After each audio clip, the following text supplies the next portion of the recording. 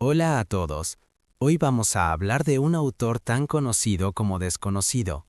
Tan conocido porque todo el mundo sabe su nombre, hasta el punto de que se ha creado un adjetivo a partir de él. Pero desconocido porque en realidad ese adjetivo define sumamente mal su doctrina filosófica. Este autor es Nicolás Maquiavelo, filósofo florentino del Renacimiento, conocido especialmente por haber publicado en 1513 una obra titulada El Príncipe, que podría definirse como una especie de manual para gobernantes. La filosofía de Maquiavelo es esencialmente política, y dijo esencialmente porque veremos que en realidad su filosofía no es solo política, sino que tiene una meta, una vocación política que consiste en definir el arte de gobernar. El arte de gobernar es lo que mejor define la política desde la antigüedad, es decir, el arte de gestionar y administrar la vida en la ciudad, la vida en comunidad. Veremos que el arte de gobernar, según Maquiavelo, se sale un poco de lo común, o al menos de las normas políticas vigentes hasta su época. Decía en la introducción que este autor era un desconocido por el hecho de que se le asocia injustamente con un adjetivo, maquiavélico, que no representa su doctrina. Maquiavélico significa que alguien hace gala de una inteligencia maliciosa, casi diabólica. Existe la idea de una malevolencia, de una mala intención en la base del maquiavelismo. Sin embargo, en Maquiavelo no existe esa idea de perfidia ni de hacer el mal por el simple hecho de hacerlo. Por el contrario, existe la idea de que en ciertos casos el mal puede ser un instrumento para gobernar al pueblo, un medio para conservar el poder. Veremos que ese es el objetivo último de Maquiavelo, edificar una ciencia, una técnica y un arte cuyo fin sea la conservación del poder. Por supuesto, aclaro que cualquier parecido entre lo que se describirá en este video y la realidad política contemporánea sería desde luego pura coincidencia. Es evidente que la filosofía de Maquiavelo no ha tenido ninguna influencia en los gobernantes desde el siglo XV, y si utilizo la ironía, es precisamente porque numerosas personalidades políticas han reconocido que Maquiavelo era un referente, y que para algunos, El Príncipe era incluso su libro de cabecera. Por tanto, retengamos ya que la influencia de Maquiavelo en la concepción de la política moderna ha sido absolutamente determinante, y lo fue aún más al oponerse estrictamente a las antiguas filosofías políticas, principalmente las de la Antigüedad y la Edad Media. Maquiavelo es realmente el fundador de la filosofía política moderna. Si tuviéramos que identificar una primera idea maestra de esta corriente, podríamos decir que es el realismo. ¿A qué me refiero con realismo? No hablo de realismo en sentido metafísico, esa doctrina que se opone al idealismo. Hablo del realismo en su sentido habitual, tomar en cuenta la realidad, la aceptación de la realidad tal como es. Toda la filosofía de Maquiavelo se basa en este postulado realista. No debemos considerar a los ciudadanos como nos gustaría que fuesen, sino como lo que son. Debemos partir de su naturaleza real y no pretender cambiarlos o transformarlos en algo que no son. Este realismo reposa sobre una cierta concepción del hombre que sostiene que somos incapaces del bien. Era la idea de Pascal: el hombre es incapaz del bien y la verdad. Somos incapaces de hacer el bien porque no nos mueve el amor al prójimo, sino el amor a nosotros mismos. Nos mueve el interés y el egoísmo. Por lo tanto, por mucho que se nos impongan modelos de virtud o de conducta, por mucho que se promueva la moral y la religión, en realidad no sirve de nada. No sirve de nada porque el hombre es incapaz de elevarse hacia el bien, y no tiene sentido esperar del hombre algo de lo que no es capaz. Ese es el realismo de Maquiavelo. Es la toma de cuenta factual de la condición y del comportamiento humano. Es lo que podríamos llamar una antropología, es decir, una concepción de la naturaleza humana que consiste en aceptar el egoísmo fundamental del ser humano y apoyarse en ello para gobernar al pueblo. Esa es la idea, apoyarse en los vicios del hombre para gobernarlo. Por tanto, vemos que el realismo de Maquiavelo se acompaña inevitablemente de un pragmatismo. El pragmatismo es la idea de que lo que cuenta es el resultado, el efecto producido. No son los principios ni los valores ideales que situamos antes de nuestras acciones, sino el resultado en la práctica. Ahora bien, si el objetivo de la política es gobernar, si es realmente el arte del gobierno de la ciudad, hay que empezar partiendo de la realidad. La realidad es la incapacidad del hombre para el bien. La realidad es el egoísmo estructural del hombre, su inclinación a los vicios y a las pasiones. Y puesto que el hombre está hecho así, hay que explotarlo, hay que apoyarse en ello para poder gobernarlo. El fin es conservar el poder, por lo que se hará todo lo posible para conservarlo y se aceptará mirar la realidad de frente, porque eso nos dará los medios para controlar al pueblo. Para mostrarles hasta qué punto esta concepción es totalmente revolucionaria para la época, estamos en los siglos XV y XVI, voy a tomar dos ejemplos. Un primer ejemplo surge de la antigüedad y un segundo ejemplo de la Edad Media. El primero es La República de Platón. Platón, autor del siglo V a.C., escribió una obra de filosofía política titulada La República, en la que expone cuáles serían los fundamentos de una sociedad ideal. Sé que para los puristas, Platón no utiliza la expresión ciudad ideal, sino el término Calipolis, es decir, la ciudad bella. La ciudad bella es la ciudad virtuosa, la ciudad armoniosa. Es una ciudad que es a la vez funcional, pero que también está de acuerdo con el bien, con la idea del bien y los principios del bien. Por eso, si leen La República de Platón, encontrarán multitud de desarrollos sobre la virtud, la moral y la naturaleza del bien, porque para Platón, en aquella época, no es siquiera concebible separar la política de la moral. No se puede separar la política de la virtud, puesto que precisamente la función de la república, la función del régimen político que administra la vida en la ciudad, tiene como principio mismo el guiar al pueblo hacia el bien. Ven aquí que la ciudad de Platón está orientada hacia el bien, hacia la búsqueda del bien, e incluso podríamos ir más allá diciendo que la ciudad tiene la vocación de hacer que la idea del bien acontezca en la tierra. La república tiene la vocación de materializar el bien de tal suerte que el bien ideal, el bien abstracto, esté representado en la tierra por intermediación de la sociedad. Retengan bien esto, el proyecto político de Platón es inseparable de la idea de que la política está hecha para guiar hacia el bien. Ahora tomaré el segundo ejemplo, el de San Agustín. En este caso nos situamos en el siglo V después de Cristo. San Agustín escribió una obra llamada La ciudad de Dios, en la que describe dos tipos de sociedades totalmente opuestas. El primer tipo es la sociedad que estaría guiada por el amor a uno mismo, es decir, por el egoísmo, y por tanto, en la mente de San Agustín, por el vicio. Y una sociedad que estaría fundada en el amor a Dios. Y esto, evidentemente para San Agustín, es el ideal político. ¿Cuál es el fin de la sociedad según él? Pues sencillamente, salvar las almas. Se trata de salvar las almas porque, si el objetivo de la sociedad es crear el medio y el entorno que hará que los hombres se eleven hacia Dios, en ese caso la finalidad es que todos los seres humanos vayan al paraíso. Parece una idea simple, pero es realmente esa la cuestión, puesto que en una sociedad religiosa, los principios que gobiernan son los principios divinos. ¿Y los principios divinos qué nos dicen? Nos dicen que la vida en la tierra no es más que un tránsito. Nos dicen que lo que realmente tiene valor, lo que realmente tiene sentido, es la vida eterna, lo que habrá después de la vida terrenal. ¿Y cómo se accede a esa vida eterna? Comportándonos en nuestra vida terrenal siguiendo los principios de Dios, es decir, los principios del bien.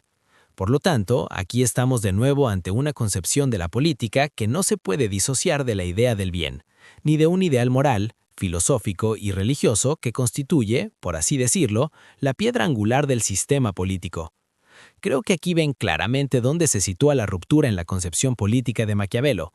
Es lo que podríamos llamar una ruptura epistemológica, es decir, una inversión en la concepción del mundo, un cambio de paradigma. Un cambio de paradigma significa que nos situamos literalmente en otro mundo, un mundo donde la idea del bien ya no es algo ineludible, donde el bien es solo una opción entre otras, pero en el cual, en cualquier caso, no se debe convertir esa idea del bien en la base de la decisión política ni en el pilar del arte de gobernar. En absoluto. Sobre todo porque es una empresa vana, una empresa que no es conforme a la naturaleza humana y que por lo tanto está condenada al fracaso y a la autodestrucción. Si el objetivo de la política es obtener y conservar el poder, Ciertamente no se puede basar la acción política en bases tan frágiles como la tendencia de los hombres hacia el bien, su inclinación a ser virtuosos o a seguir los mandamientos divinos. No es posible. No es posible porque no funcionará. Así que es inútil intentarlo. Inútil aferrarse a una ilusión. Ese es el realismo político de Maquiavelo. Aquí me gustaría hacer un pequeño paréntesis sobre el contexto histórico. Con Maquiavelo estamos en el Renacimiento, y más ampliamente en lo que llamamos la modernidad. La modernidad es realmente el momento en el que cambiamos totalmente el punto de vista sobre el hombre, transformamos la concepción de la naturaleza humana y nos dirigimos hacia lo que algunos han llamado un pesimismo antropológico.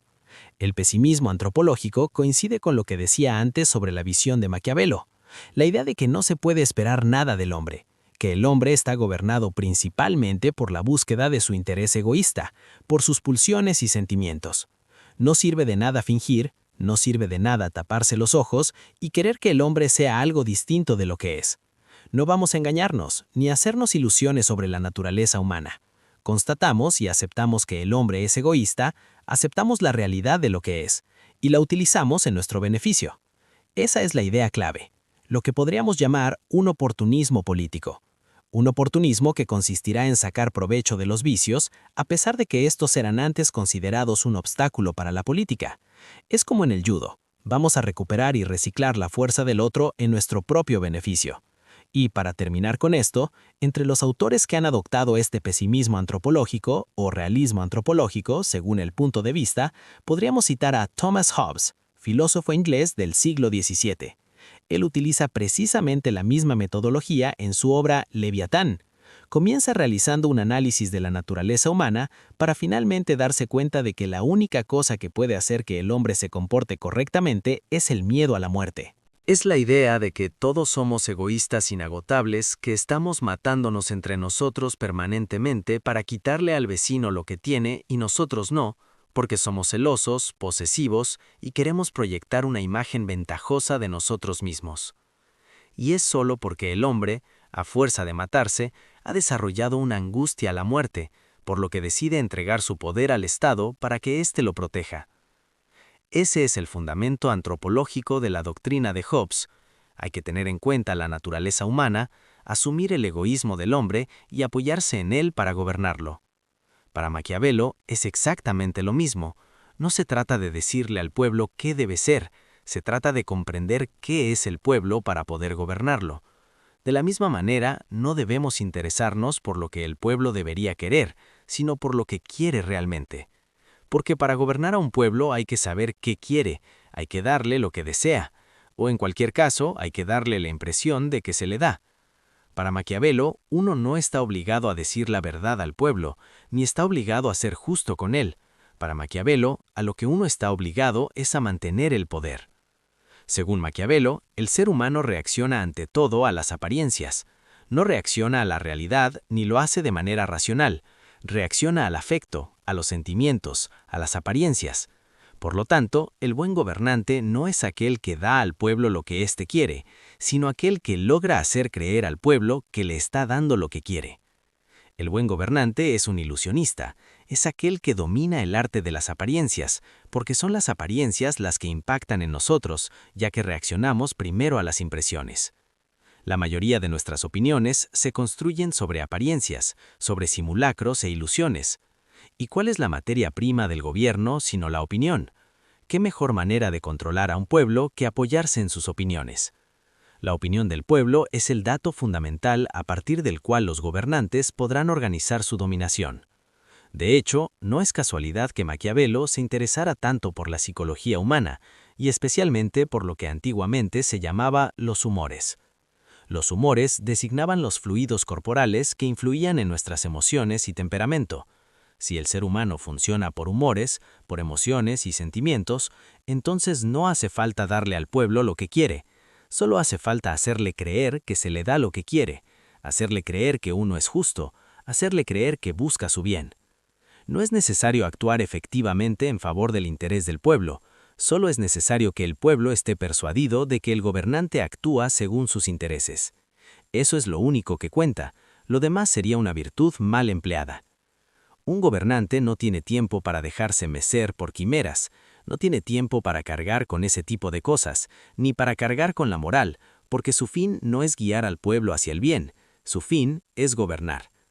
Es aquí donde llegamos a las dos palancas principales que Maquiavelo identifica para lograr que el pueblo obedezca. La primera es la simpatía, la segunda es el temor. Encontramos aquí los resortes habituales del comportamiento humano, el amor y el miedo. La simpatía consiste en amar al pueblo y ser amado por él, o más exactamente, como habrán comprendido, en darle la impresión de que se le ama para obtener su amor, pero también consiste en ser temido por el pueblo. De hecho, Maquiavelo precisa que, de las dos palancas, el miedo es la más sólida. Ser temido es más eficaz que ser amado, porque no hay nada más poderoso en el hombre que el miedo a la muerte. Ante el miedo a la muerte, no hay amor que valga. Para Maquiavelo, no somos héroes ni aptos para el sacrificio. Esos son casos marginales, excepcionales, sobre los cuales no se puede fundar una acción política. No es posible basarse en casos tan minoritarios para construir los cimientos de la ciudad.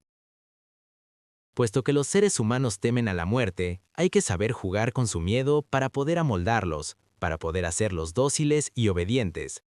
Encontrarán a muchas personas dispuestas a hacer algo por amor, pero encontrarán a muchas más dispuestas a hacer lo mismo por temor. Insisto en esta idea que creo que ya han asimilado. La moral no era un problema para Maquiavelo. No es un problema, no es que le remuerda la conciencia, que quede claro. Hay que integrar esta idea, porque si no, estaremos hablando en vano. Comprender que la política, según Maquiavelo, es totalmente independiente de la moral. Esto significa que si en una situación determinada la moral es útil para gobernar al pueblo, se optará por la moral.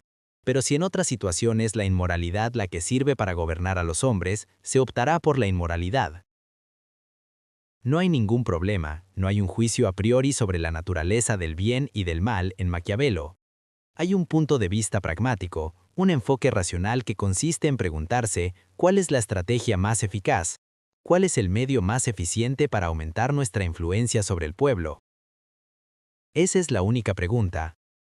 No hay otra, y por eso hablamos de un realismo y un pragmatismo políticos, porque se ha evacuado totalmente la noción misma de trascendencia. Ya no hay trascendencia en el estado de Maquiavelo. No hay trascendencia porque ya no hay escala de valores, ya no hay una idea del bien, por lo tanto, si no hay bien, no hay mal, y si no hay ni bien ni mal, no hay ningún obstáculo, ningún impedimento para la acción del gobernante, no hay más restricción que la de la eficacia y el resultado que se desea obtener.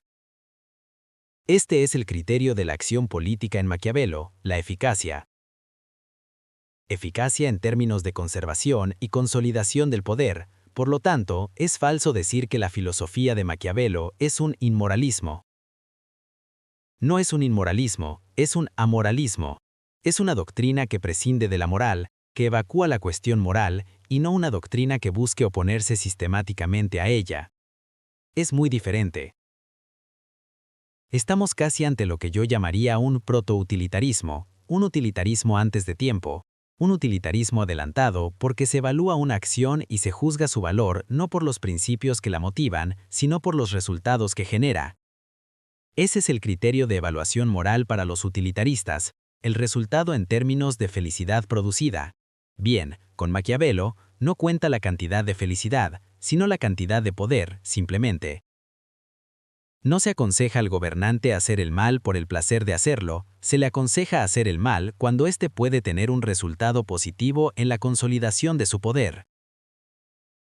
Así pues, no hay bien o mal en sí, no hay bien o mal con mayúsculas, hay medios para alcanzar un fin que es la conservación y consolidación del poder.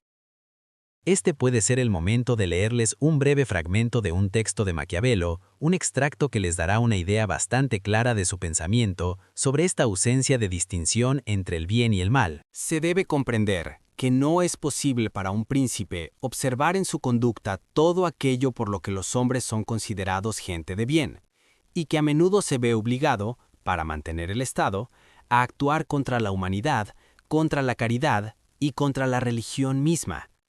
Es necesario, pues, que tenga un espíritu lo bastante flexible para girar según lo ordenen los vientos y los accidentes de la fortuna.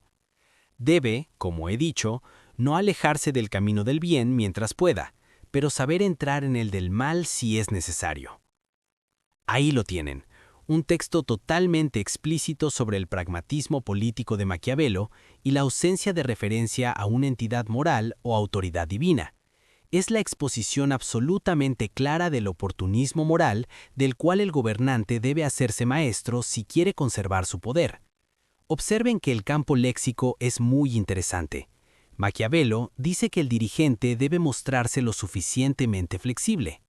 Flexible significa aquí que debe saber cerrar los ojos ante el mal, ante lo que la moral reprueba, ante el vicio. Es curioso notar un término como este que pretende ser totalmente neutro, precisamente porque el enfoque de Maquiavelo se quiere moralmente neutro, axiológicamente neutro. Porque una vez más, solo se gobierna bien a los hombres cuando se comprende qué son los hombres. Y de hecho, él mismo lo dice. La mayoría de los hombres no cumplen sus promesas. Entonces, ¿por qué el gobernante debería cumplir las suyas?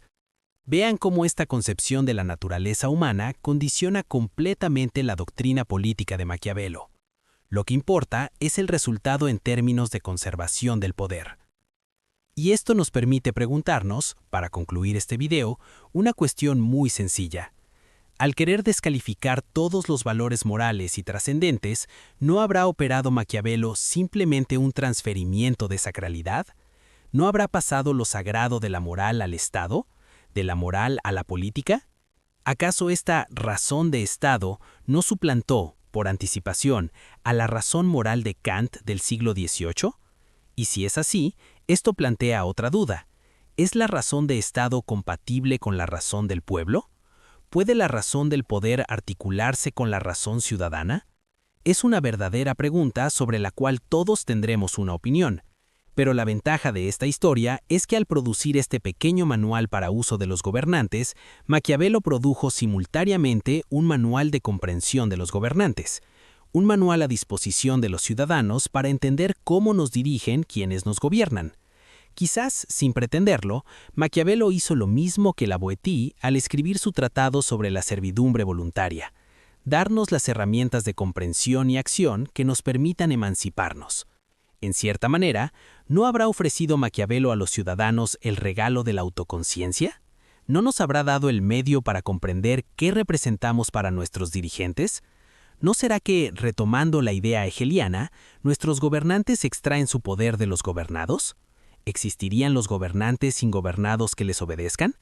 Es una pregunta que, por supuesto, dejaré que cada uno responda por sí mismo. Espero que esta exposición les haya interesado. Nos vemos pronto en un próximo video.